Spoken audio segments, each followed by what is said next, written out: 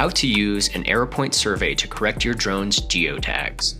Geotags are the location information associated with a digital file. For example, they are the GPS coordinates embedded in the images from your drone. You can use an AeroPoint survey to correct your drone's geotagged images if you choose to process your drone data through a third-party photogrammetry processing software. In this video, we will explain how you can attach your drone's images to an AeroPoint survey to correct your drone's data. Once you have completed your AeroPoint survey and uploaded the data to your Propeller portal, click into your survey and select Process Now. Choose your AeroPoint correction source.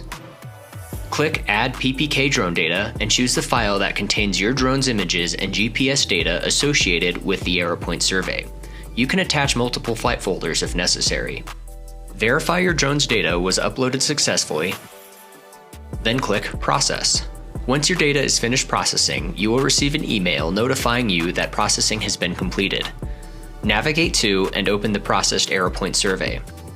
Open the Coordinate Systems section and ensure the units are set to meters. This is a standard unit for geotagged photos.